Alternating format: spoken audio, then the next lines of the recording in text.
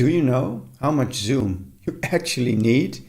Well, I sure didn't, so I decided to test it out at the zoo with my mom. We've tried the 5 most popular compact zoom cameras to see how much distance you can actually cross. Because there's no better way to show the difference between something like this and something like this with the images. So let's look at that. I have a cool brown monkey here, zoomed at 40x with the AZ405. And look at the detail, it's really cool. And those colors, this is a very cool shot here. And then with the AZ528 at 35x zoom, which is not near its 52x zoom capacity. I really like those colors there.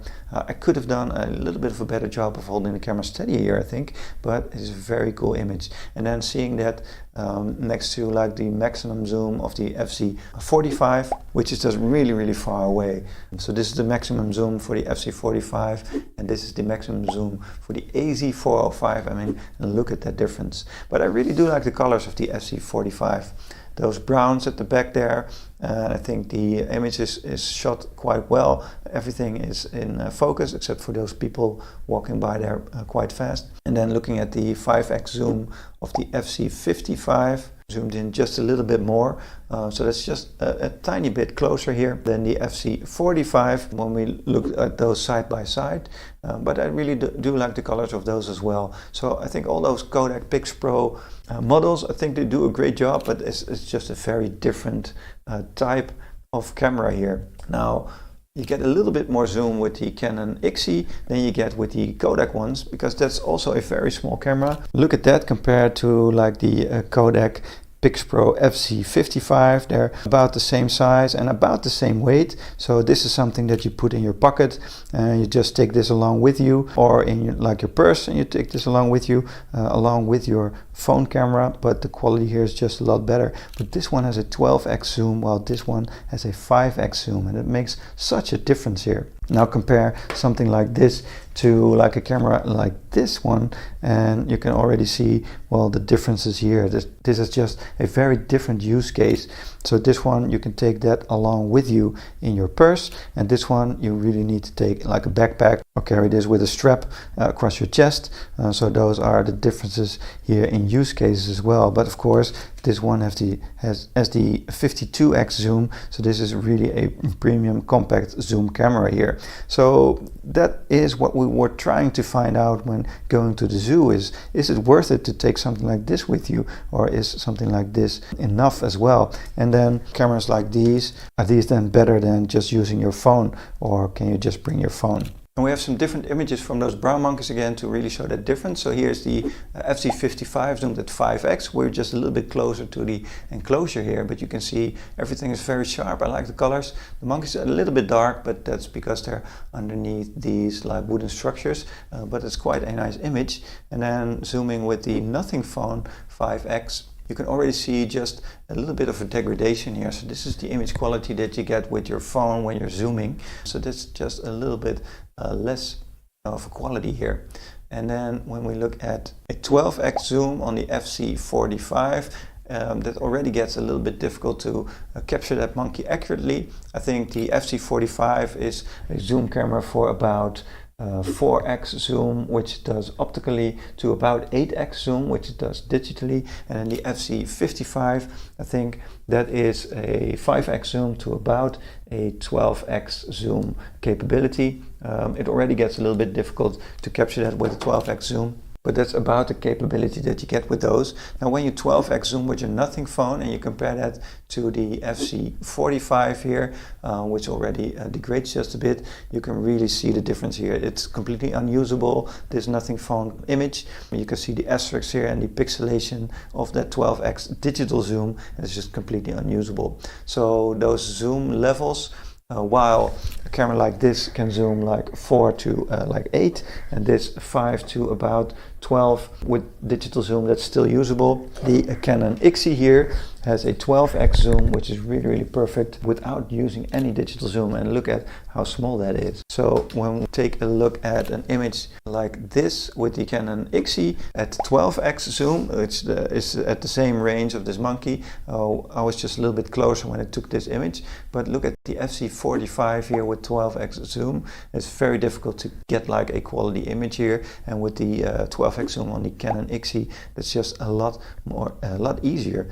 And especially when you look at that with the Nothing phone, which is completely unusable, then this Canon XE, you can see the power in using something like this. So this is definitely something that you take along with you alongside your phone.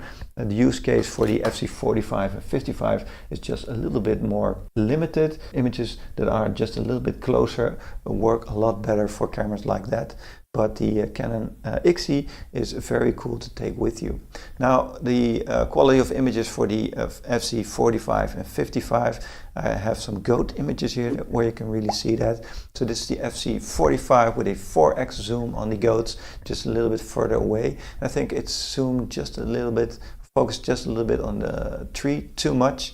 And then here the FZ55 where the goat was really standing beneath us in the enclosure, and then 5x zoom, and look at that image quality. I think that's really cool, and this is a perfect use case for the FZ55 and a camera like that. So I really think there's still a place for those types of cameras, especially when you have that perfect range of that 5x zoom to up to about 12x. I think that's perfect, and you wouldn't do that with your phone. So let's take a look at some giraffe images here of these different types of products. So here's the giraffe with the FZ45 zoomed at 4x. I think that's a cool picture. I really like the greens here in the grass, so that's quite cool. And then here's the FZ55, so that's a 5x zoom. Of course the giraffe is a little bit closer here. You can see the legs moving, so that's a little bit blurred, but I really like the greens in the grass there as well. It's focused just a little bit too much on the back of the neck here to really get the head, but that's just the way the giraffe was standing, I think. And then let's look at a same type of image you could do with your iPhone. So this is about the same range with also a 5x zoom. So this iPhone has a 1x optical zoom, and then the rest is all digital. You can already see some degradation here in the image when you zoom in that much. So I really think that this shows that the FZ55 still has a place next to a phone.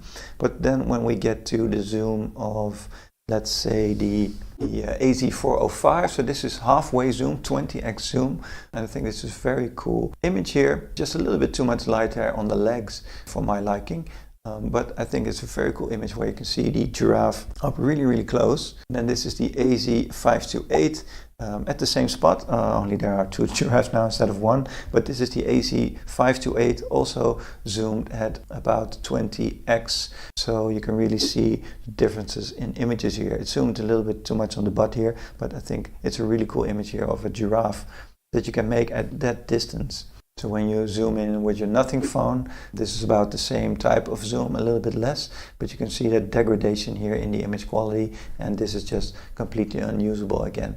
So zooming in that far with your phone, that really doesn't give you a cool image like with even with the FZ45 or 55, but especially with the AZ528. Where you can also see exactly the difference here in quality is with the Black Monkey here. This is a 4x zoom with the FZ45, so this is all optical zoom. You can see the monkey there. It's just a little bit small because of the 4x zoom, and we weren't even standing that far away from the enclosure, but still it's just a little bit far away here to see the monkey that well. And then when we look at the Black Monkey with a 12x zoom on the Canon XE, I was standing in the same spot here. That already gives you a quality image here where you can really see the detail on the monkey there, and also especially like the detail here in the bushes on the side. So that's really cool when to see that. Now if you want to take a picture like this with like the FZ55 or 45, you get like an 18x zoom here with the 45. You can really see the difference here, especially at that tree. In the degradation of image quality. So the tree here with the Canon XE is still quite nice. This is all optical zoom. And then for the FZ45, there's a lot of degradation in there. Now when we zoom 20x with the Canon XE, the 20x is still very detailed, very well made, and there's not a lot of degradation in the digital zoom that we used here. So I think the degradation is also exponential. So going from the XE from 12 to about 20x, I think you can get some great pictures. And then for the FZ45 to 4 to about 8, FZ55 5 to about 12. So it's also exponential. You can zoom in just a little bit more with the X's, and it's also easier to get a quality image. I mean, look at that tree. There's almost no degradation here, and you can see a lot of degradation here with the FZ45 at 18x zoom. So this is the maximum that you can zoom with the Canon IXI while still getting a quality image. Then let's look at the Canon IXI. It's at 12x zoom again. So there's the monkey. It's quite nice. Here's the AZ405 at the same spot, also at the 12x zoom. So the monkey moved a little bit forward here, but it's still the same image.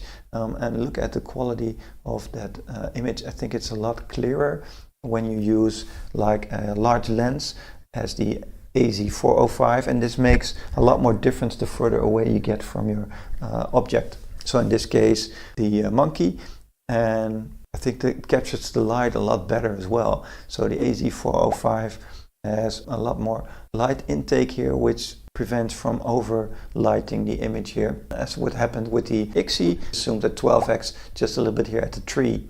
I think that's cool to see that difference right there. Of course, with the AZ405 you can zoom in even further. This is 25x with the AZ405, that same monkey right there, and look at that detail. I think that's quite cool. This is 35x with the AZ528, which is even closer.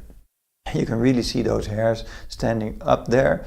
But this is the level of zoom that you can also get with the 405, but then with the 528 at 45x zoom, that's really, really cool to see a monkey up close like that. You can never do that with your phone or with like the FZ45 or something like that. You can get even closer with the 528, and this is 55x zoom on the AZ528, and you can see the monkey there. I think it's zoomed just a little bit too much, or focused just a little bit too much on the tree here up front, but you can also see his little hand there, which is feeding himself with really, really sharp. So this is like the full zoom that you can do with the AZ528, which is quite cool to see.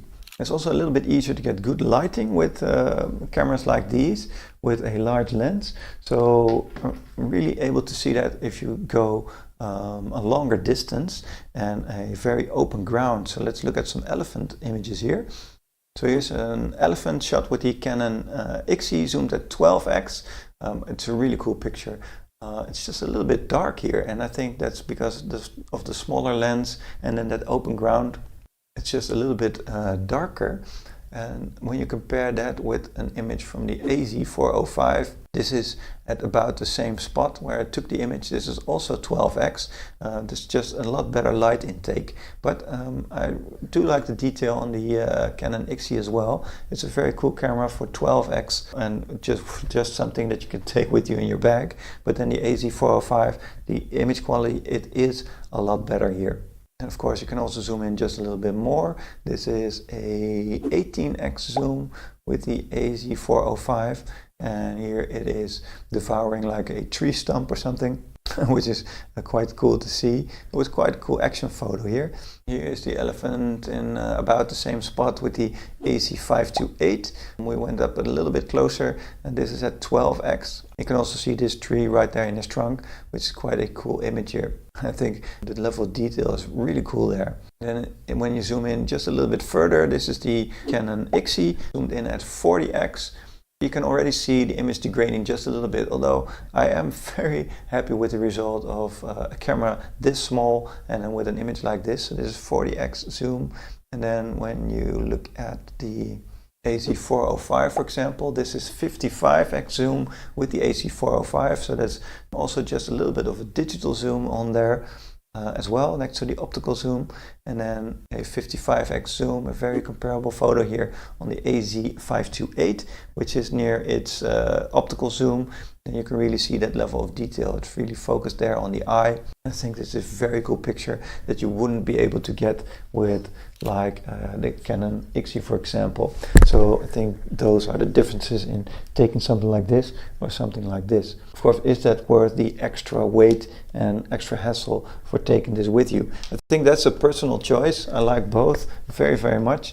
And I think there's perhaps different use cases for each of these. So I could see myself taking this with me on different trips than I would take this. So this is really a backpack thing. I also think these two cameras did a little bit of a better job of capturing images through glass here. That might not be your use case, but perhaps that's because of the lens as well.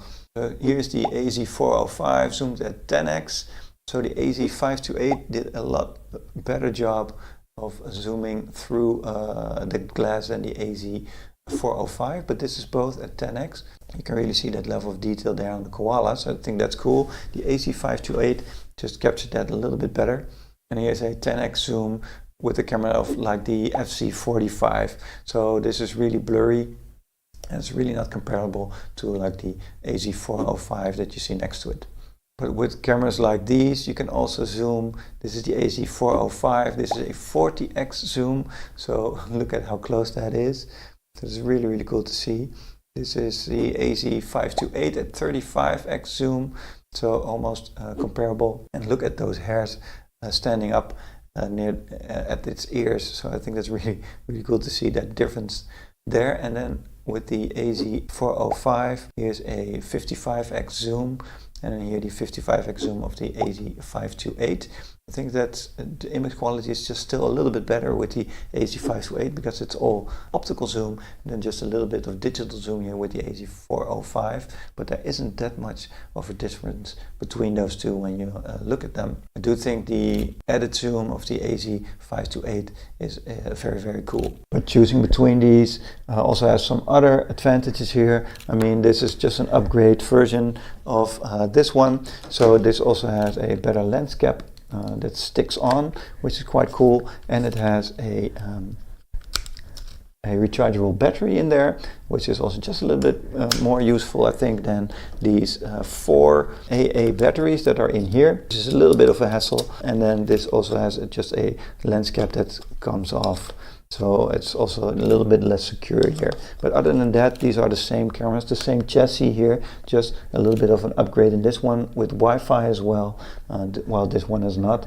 But both you can just use your USB to connect this to your computer to get your files off. So I don't really think that is that big of a difference here with the Wi-Fi, but perhaps that's your use case. So let's look at some more images here. I have a Panda close-up with the FZ45 at 4x, so it's the maximum that camera can zoom. It also has just a little bit more difficulty with the glass than the AZ528, which doesn't seem to have any difficulty with any glass whatsoever. So this is 4x zoom with the AZ528. Look at that Panda, it's a lot easier to keep this one steady when you're taking your photo, which was just a little bit of a problem with the FZ45. But both images are quite nice, I think, when you see them side by side. Then with the Canon IXI, this is a 4x zoom. I think that image quality is also very, very cool. It captures the light just a little bit differently, but I like that you can see just a little bit of that redness on the top of his head there, and it seems to be, maybe because of the light, a little bit absent with the AZ528. So at this range, the Canon IXI really does a very good job here. And we weren't standing that far away, it was really up close for us, which allows us to compare these FZ55 cameras as well. This is a 5x zoom on the FZ55, just a little bit closer than the 4x zoom, but also just a little bit of difficulty with the glass here, I think. And then, of course, you can do some extra zooming here with the AZ528. This is a 40x zoom on the AZ528, which gives a lot of detail. I mean, that's really, really beautiful. And then even a 55x zoom on the AZ528. Look at those whiskers, the little hair there. I think this level of detail is just very cool that you can capture that with something like this, which you wouldn't be able to, again, with like the Canon IXI, or especially something with the KODAK FZ55. If you're going to buy a compact zoom camera, I definitely recommend something like this, which has a lot of bang for your buck. Or if you want something portable, something like the Canon IXI.